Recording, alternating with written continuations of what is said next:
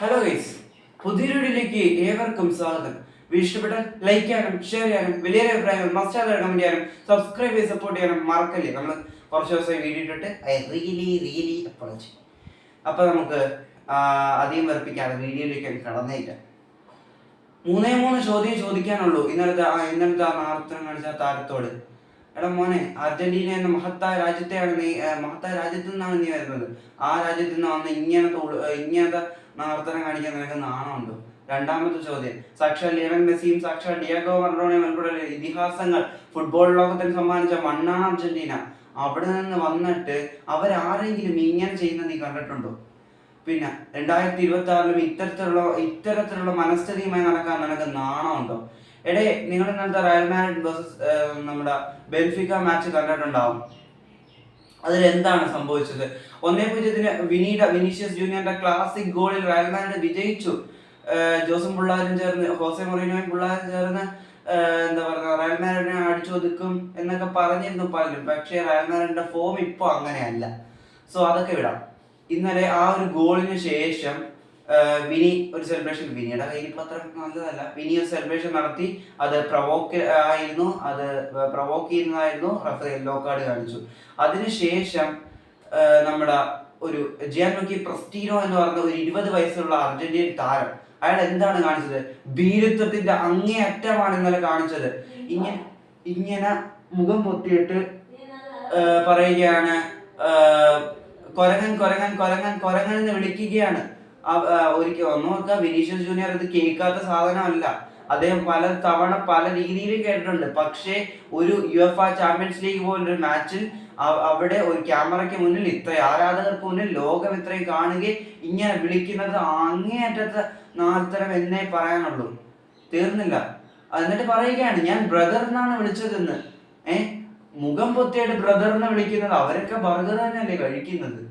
മുഖം പൊത്തിയിട്ട് ബ്രദറിനെ വിളിക്കുന്നത്, കൊരങ്ങൻ തന്നെയാണ് അയാൾ വിളിച്ചത്. അയാൾ മുഖം പൊത്തിയിട്ട് വിളിക്കേണ്ട ആവശ്യമില്ല. അയാൾ നേർക്കുനേരെ വിളിക്കാൻ എന്താ? അത് എംബാപ്പെ കേൾക്കുന്നു, എംബാപ്പെ അത് കൺഫേം ചെയ്യുന്നുണ്ട്. സത്യം പറഞ്ഞാൽ എംബാപ്പയുടെ ആ ഒരു മത്സരശേഷം അദ്ദേഹമാണ് ലോകത്തോട് അത് പറയുന്നത് എന്താണ് സംഭവിച്ചതെന്ന്. സോ എംബാപ്പയുടെ കൈ കിട്ടി, എംബാപ്പെ ക്യാമറയ്ക്ക് മുമ്പിലാണ് എന്നത് കൊണ്ട് മാത്രമാണ്, ഇല്ലെങ്കിൽ എംബാപ്പെ പിടിച്ച് ഒട്ടിച്ചേനെ, അതിലൊരു സംശയവുമില്ല. പിന്നെ റഫറിയോട് അദ്ദേഹം പറയുന്നു, തുടർന്ന് റയൽ മാഡ്രിഡ് ടീം കളിക്കളം വിടാൻ തയ്യാറാകുന്നു. പിന്നെ പ്രോട്ടോകോളിന്റെ ഭാഗമായി റഫറി കളി നിർത്തിവെക്കുന്നു. അങ്ങനെ സംഭവ ബഹുലമായിരുന്നു ഇന്നത്തെ മത്സരം. ട്രെന്റ് അലക്സാണ്ടർ അർണോൾഡ് പറഞ്ഞതുപോലെ 2026 അയാളുടെ ചിന്ത ഇങ്ങനെയാണെങ്കിൽ അയാൾ എങ്ങോട്ടാണ്? അയാൾ ഒരു ക്രിമിനൽ മൈൻഡ് സെറ്റ് ആണെന്ന് എനിക്ക് പറയാനുള്ളൂ.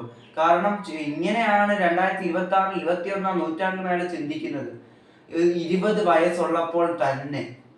പിന്നെ അതിനുശേഷം നമ്മുടെ എംബാപ്പെ മത്സരശേഷം പറയുന്നുണ്ട്, ഞങ്ങൾക്ക് വലുത് ഞങ്ങളുടെ താരം തന്നെയാണ്, വിനീഷ്യസ് ജൂനിയറിനെ പ്രൊട്ടക്ട് ചെയ്യേണ്ടത് ഞങ്ങളുടെ റെസ്പോൺസിബിലിറ്റി തന്നെയാണ്. യുഎഫ ചാമ്പ്യൻസ് ലീഗിലെ മാച്ചാണ്, സമ്മതിക്കുന്നു. എന്നാൽ ആ മാച്ചിനേക്കാൾ ഞങ്ങൾക്ക് ഇമ്പോർട്ടന്റ് ആയിട്ടുള്ള പലതുമുണ്ട് ഈ ലോകത്ത്.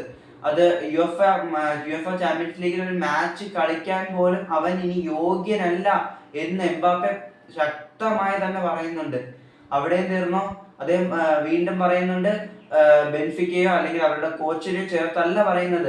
അവരുടെ കോച്ച് എന്ന് പറയുന്നത് ലോകത്തിലെ തന്നെ ബെസ്റ്റ് കോച്ചുമാരിൽ ഒരാളാണ്. ബെൻഫിക്ക എന്ന് പറയുന്ന പോർച്ചുഗലിലെ തന്നെ ബെസ്റ്റ് ക്ലബ്ബാണ്.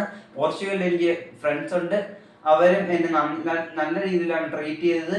ആരാധകർ കൂവി വിളിക്കുന്നുണ്ടായിരുന്നു, അവർക്ക് അതിന്റെ ഗൗരവം ഒരു അവസ്ഥ മനസ്സിലായിട്ടുണ്ടാവില്ല എന്ന് അദ്ദേഹം പറയുന്നുണ്ട്. അപ്പോൾ എടാ മോനെ, ഞാൻ പറയുന്നെന്ന് തോന്നുന്നത് ഇത് തീർന്ന്. കാരണം ഇത് എന്താ പറയാ, പെറസ് എന്തായാലും കംപ്ലൈന്റ് ആയിട്ട് പോകും, അത് ഉറപ്പാ. ഒരു സസ്പെൻഷൻ ഒരു ബാൻ അടിച്ചു കിട്ടാനുള്ള സാധ്യതയുണ്ട്. ബാൻ മാത്രമല്ല, ഒരു ഫൈനും അടിച്ചു കിട്ടാനുള്ള സാധ്യതയുണ്ട്. കാരണം ഇങ്ങനെ ഒരു റേഷ്യൽ ഡിസ്ക്രിമിനേഷൻ ആണ്, റേഷ്യൽ ആക്ടിവിറ്റിയാണ് അവൻ ചെയ്തിരിക്കുന്നത്. റേഷ്യൽ ജസ്റ്റർ നല്ല പണി കിട്ടുന്നതാണ് യുഎഫ ചാമ്പ്യൻസ് ലീഗില്. സോ പിന്നെ റയൽ മാഡ്രിഡ് മധുര പ്രതികാരം ആ മാച്ച് തന്നെ ബീറ്റ് ചെയ്യുന്നത് വേറൊരു രസം തന്നെയാണ്. അപ്പം എന്താണ് ഗൈസ് പറയാനുള്ളത്? വലിയ അഭിപ്രായം താഴെ കമന്റ് ചെയ്യുക. ഇഷ്ടപ്പെട്ടു എന്ന് തന്നെ കരുതുന്നു. മറ്റൊരു വീഡിയോ വരുന്നത് വരെ താങ്ക്സ് ഫോർ വാച്ചിങ്.